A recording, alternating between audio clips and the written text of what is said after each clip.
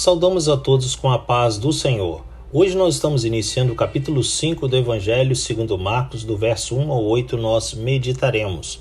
O nosso tema, livre da escravidão. O texto bíblico nos diz assim: eles atravessaram o mar e foram para a região dos Gerazenos. Quando Jesus desembarcou, um homem com espírito imundo veio dos sepulcros ao seu encontro.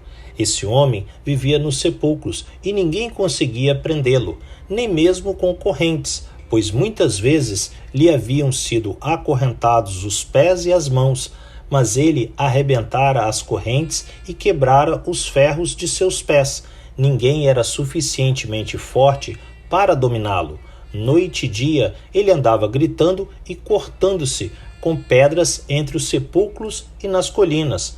Quando ele viu Jesus de longe, correu e prostrou-se diante dele e gritou em alta voz: Que queres comigo, Jesus, Filho do Deus Altíssimo? Rogo-te por Deus que não me atormentes. Pois Jesus lhe tinha dito: Saia deste homem, espírito imundo. Meus amados, depois de acalmar uma tempestade, ao cruzarem o mar da Galileia, livrando a todos que estavam em seus barcos de um naufrágio e provavelmente de morrerem, o Senhor, acompanhado de seus discípulos, aportou na região dos Gadarenos. Logo que eles puseram os pés em terra, um homem escravizado por espíritos malignos, muito perigoso e temido por todos, foi ao encontro dele. Mateus 8:28.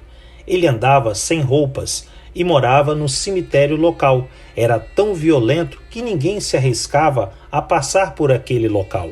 Lucas 8:27. Os demônios o fizeram tão forte que ninguém conseguia prendê-lo.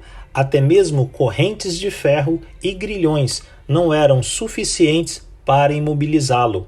Os espíritos imundos não permitiam que aquele homem dormisse, tampouco descansasse. Devido à opressão que estava sobre ele, noite e dia ele gritava desesperadamente e se autoflagelava com pedras dos túmulos e rochas da região.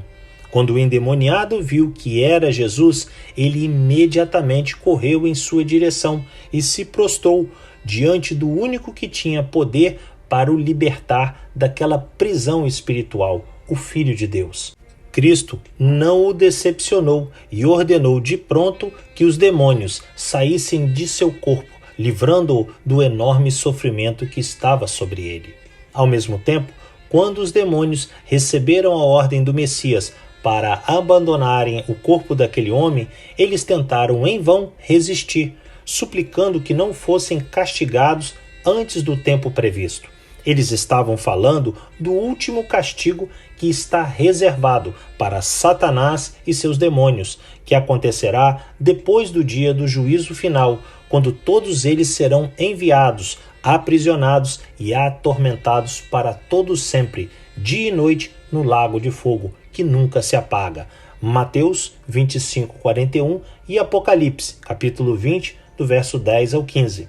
Ao vermos o exemplo do endemoniado, podemos imaginar quantas vidas atualmente, como ele, estão dominadas e são afligidas pelo diabo de diversas formas, como o vício com drogas, com álcool, com o tabagismo, jogos de azar, a pornografia, a violência, os roubos e através de muitas outras maneiras que o adversário tenta acabar com a vida dos homens ou mantê-los longe de Deus. Resta a esses necessitados uma única oportunidade, uma única chance, um encontro pessoal com Jesus, como aconteceu com aquele homem que ficou livre na mesma hora da sua escravidão.